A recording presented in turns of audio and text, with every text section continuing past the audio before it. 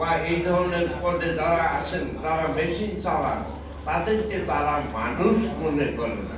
আমরা মনে করি এই বিষয়গুলো তদন্ত সাপেক্ষে এই ধরনের কর্মকর্তাদের চিহ্নিত করে তাদেরকে অবিলম্বে কারখানা থেকে বহিষ্কারের দাবি আমাদের রইল। একই সাথে বেআইনিভাবে শ্রমিকদের নামে যে ব্ল্যাক লিস্ট যেটা করা হচ্ছে, আমরা সেটা বন্ধ করার দাবি জানাচ্ছি এবং ইতিপূর্বে যে ব্ল্যাক লিস্ট যেগুলি আছে সেই ব্ল্যাক লিস্টের সেটাকে প্রত্যাহারের জন্য আমরা দাবি জানাচ্ছি। গার্মেন্ট শিল্পে অস্থিতিশীলতা সৃষ্টিকারী যারা বহিরাগত তাদেরকে চিহ্নিত করা এবং তাদেরকে শাস্তির আওতায় আনার জন্য আমরা দাবি জানাচ্ছি।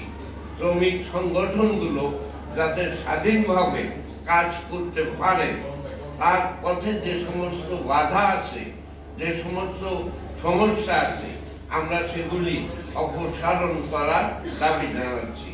কর্মক্ষেত্রে আমরা নারী পুরুষ যে বৈষম্য, সেটা নিয়োগের ক্ষেত্রে হোক অন্যান্য ক্ষেত্রে হোক, আমরা সেই বৈষম্য দূর করার জন্য দাবি জানাচ্ছি। ট্রেড ইউনিয়ন গঠন এবং পরিচালনার যে আইনি এবং বাস্তব যে সমস্ত বাধা আছে, আমরা অবিলম্বে সে সমস্ত বাধা প্রত্যাহারের জন্য দাবি জানাচ্ছি।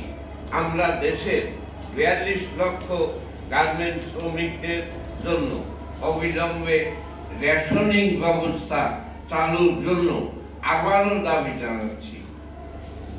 যে সকল কারখানায় কোনো কারখানায় অসন্তোষ দেখা দিলে শ্রমিক প্রতিনিধিদের মাধ্যমে দ্রুত যাতে সমাধান হয়, আমরা সেটার জন্য গার্মেন্টস মালিক এবং সরকারের প্রতি দৃষ্টি আকর্ষণ করছি।